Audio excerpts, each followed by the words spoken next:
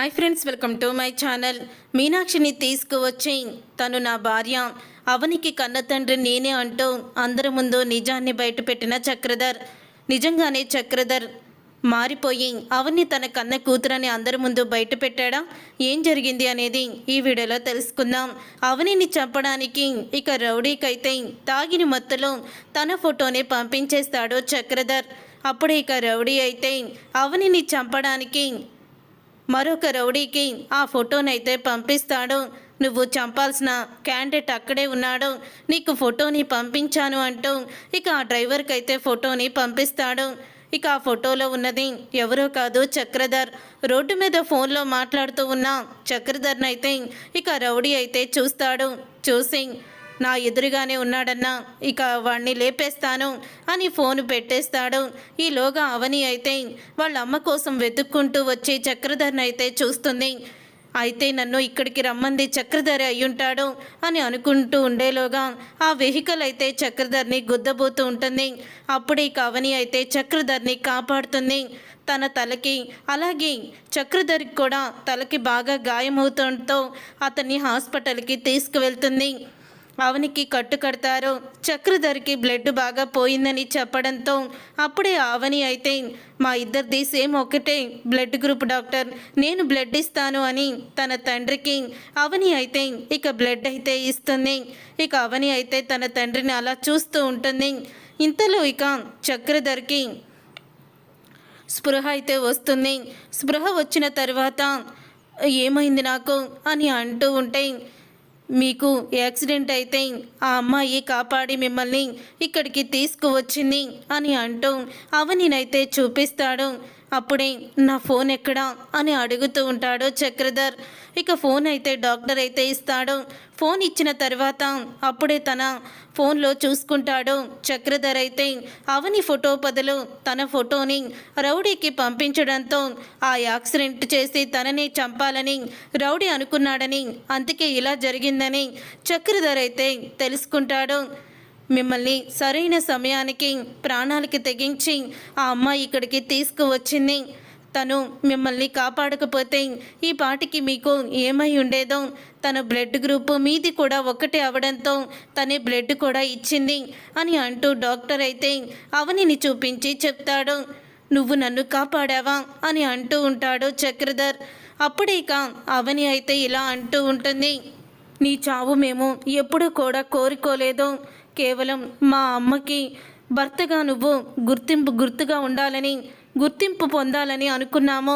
మా అమ్మ గురించి అందరూ అవమానిస్తున్నా ఏ రోజు కూడా నీ పరువు పోతుందని, సమాజంలో నీకున్న పేరు ప్రతిష్టలు పోతాయని, రాజేశ్వరి పిన్ని బాధపడుతుందని, నిన్ను అసహించుకుంటుందని ఆలోచించే మా అమ్మ మమ్మల్ని కూడా నిజాన్ని బయట పెట్టకుండా తను ఒట్టు వేయించుకుంది. నిన్ను కష్టపెట్టాలని ఏ రోజు కూడా అనుకోలేదు.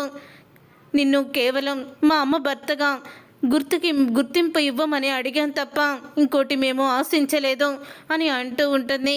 ఇక అవని అయితే అప్పుడు ఇక అవని మాటలకి షాక్ అయిపోతూ ఉంటాడు. ఇప్పుడు నువ్వు తనకి భర్తనని ఎవరికి చెప్పాల్సిన అవసరం కూడా లేదు. మా అమ్మ వారం రోజుల నుంచి కనిపించడం లేదు, ఎక్కడుందో తెలియడం లేదు. నువ్వే కిడ్నాప్ చేసావని నాకు తెలుసు. దయచేసి మా అమ్మని నాకు ఇచ్చేయి. నీకు ఇక ఎప్పుడు కూడా మీ కంటికి మా అమ్మ కనిపించకుండా చేస్తాను. మా అమ్మ క్షేమంగా ఉంటే చాలు. నువ్వు తన భర్తవని ఎవరికి కూడా తెలియాల్సిన అవసరం లేదు. మా అమ్మని దూరంగా పంపించేస్తాను. ఇక నీకెప్పుడు కూడా అడ్డు రాదు. దయచేసి మా అమ్మని మాకు ఇచ్చేసాయి అని ఏడుస్తూ ఉంటుంది. అవని అయితే ఇక ఏడుస్తూ అవని అయితే ఇక ఇంటికైతే వెళ్ళిపోతుంది. ఈలోపు పల్లవి అయితే అవని ఫోటోని చూస్తూ, ఈరోజు నీ ఫోటోకి దండ వేస్తారే, నా చేత్తోని నీకు పిండం కూడా పెడతాను. ఇన్ని రోజులు నీ మీద పగ ఎలా సాధించాలా అని నేను చూస్తూనే ఉన్నాను అని అంటూ ఉంటుంది పల్లవి అయితే. ఇక పల్లవి అలా అనుకుంటూ ఉండగా అప్పుడు ఇంటి ముందుకి ఒక ఆటో అయితే వస్తుంది. ఇక అది చూసి అవనిని డెడ్ బాడీని తీసుకొచ్చారేమో అని అనుకుంటూ పరిగెత్తుకుంటూ బయటికి వెళ్తుంది. తలకి కట్టుతో అవని అయితే వస్తూ ఉంటుంది. తలకి కట్టుతో అవని రావడం చూసిన అక్షయ్, అవని ఏమైంది, ఆ తలకి కట్టేంటి అని అడుగుతూ ఉంటే, ఏం లేదండి, చిన్న యాక్సిడెంట్ అయ్యింది, అంతే, నేను బాగానే ఉన్నాను అని అంటూ ఉంటుంది అవని. అప్పుడే అది చూసి ఒక్కసారి పల్లవి అయితే షాక్ అయిపోతూ ఉంటుంది. ఇంతలో ఇక చక్రధర్ అయితే వస్తాడు. చక్రధర్ రావడంతో ఇక రాజేశ్వరి కూడా అక్కడికి వస్తుంది. మమ్మీ నువ్వొచ్చావేంటి అని అడుగుతూ ఉంటే, ఎందుకు మీ డాడీ రమ్మన్నారు అని అంటూ ఉంటుంది. రాజేశ్వరి, ఏంటండి ఎందుకు రమ్మన్నారు నన్ను అని రాజేశ్వరి అడుగుతూ ఉంటుంది.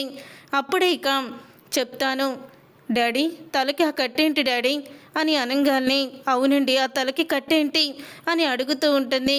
రాజేశ్వరి కూడా ఈరోజు నన్ను ప్రాణాలతో కాపాడింది, తను ప్రాణాలకి తెగించి నాకు ప్రాణాలు పోసింది అవని. నన్ను ఒకళ్ళు లారీతో గుద్దైపోయారు, అప్పుడే తను నన్ను కాపాడినప్పుడు నా తలకి గాయమయ్యింది, తను హాస్పిటల్కి తీసుకువెళ్ళి బ్లడ్ ఇచ్చి నన్ను కాపాడింది అని అంటూ చక్రధర్ అయితే చెప్తాడు. అది విని ఒక్కసారి అవని పల్లవి అయితే షాక్ అయిపోతూ ఉంటుంది. ఏంటి డాడీ మీరు చెప్పేది, మిమ్మల్ని గుద్దడం ఏంటి అని అనగానే, అవునమ్మా మనం వేసిన ప్లాను రివర్స్ అయ్యింది అని అంటూ చక్రధర్ అనేసరికి ఒక్కసారి పల్లవి, ఇదేంటి డాడీ ఇలా బయట పెట్టేశాడు అని షాక్ అయిపోతూ ఉంటుంది పల్లవి. మీరేసిన ప్లాన్ ఏంటి అని అక్షయ్ అంటూ ఉంటాడు. అవనిని చంపడానికి ప్లాన్ చేశాము, కానీ ఆ భగవంతుడు తిరిగి నాకే ఆ యాక్సిడెంట్ అయ్యేలా చేశాడు. నేను చేసిన తప్పేంటో నేను తెలుసుకున్నాను, అందుకని సరిదిద్దుకోవాలని అనుకుంటున్నాను. రాజేశ్వరి, ఇన్ని సంవత్సరాల్లో నిన్నెప్పుడూ కూడా నేను క్షమాపణ అడగలేదు, ఇప్పుడు అడుగుతున్నాను. నీ విషయంలో నేను చాలా పెద్ద తప్పు చేశాను, నాకు ముందే పెళ్ళయింది, 2 పిల్లలు కూడా ఉన్నారు అని అంటూ ఉంటాడు చక్రధర్. ఇక ఆ మాట విని ఒక్కసారి షాక్ అయిపోతూ ఉంటుంది పల్లవి, అలాగే రాజేశ్వరి కూడా. ఏంటి మీకు ముందే పెళ్ళయిందా, 2 పిల్లలు ఉన్నారా అని అంటూ ఉంటుంది. అవును రాజేశ్వరి, ఆస్తి కోసం నిన్ను ప్రేమించినట్టు నటించి పెళ్లి చేసుకున్నాను అని చెప్తూ ఉంటే, మరి మీ మొదటి భార్య పిల్లలు ఏరి అని రాజేశ్వరి అడుగుతూ ఉంటుంది. మీనాక్షి అని లోపలికి రమ్మని పిలుస్తాడు. అప్పుడే ఇక మీనాక్షి అయితే వస్తుంది. మీనాక్షిని చూసి పల్లవి అయితే షాక్ అయిపోతూ ఉంటుంది.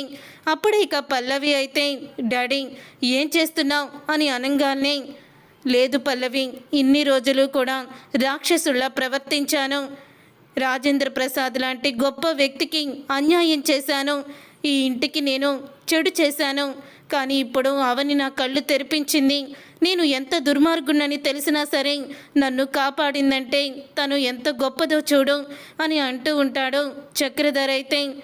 మీనాక్షి నా మొదటి భార్య, అవని భరత్ నా కన్న పిల్లలు, నా రక్తం పంచుకుని పుట్టిన పిల్లలు అని నిజాన్ని బయట పెడతాడు. అది విని ఒక్కసారి అందరూ కూడా షాక్ అయిపోతూ ఉంటారు. ఇంకా అప్పుడే ఇక మీనాక్షి అయితే చాలా ఆనందపడుతూ ఉంటుంది. అప్పుడే మీనాక్షి, మీ నోటితో నేను ఇదే కోరుకున్నది, అంతే తప్ప మీ ఆస్తిపాస్తులు కాదు, మీ జీవితానికి నేను అడ్డు రావాలని కాదు, కేవలం నా భర్త అని మీరని మీ నోటితోనే చెప్పించాలని అనుకున్నాను తప్ప మాకంటూ ఒక గుర్తింపు ఉండాలని, పిల్లలకి కూడా ఎటువంటి అవమానాలు జరగకూడదని అనుకున్నాను. మీ నోటితో మీరే ఒప్పుకున్నారు, అది చాలు, ఇక మీ జీవితంలోకి నేను అడ్డు రాను అని మీనాక్షి అయితే అంటూ ఉంటుంది. చూసారుగా ఫ్రెండ్స్, రాబోయే కథలో ఖచ్చితంగా ఇలాగే జరగబోతుంది.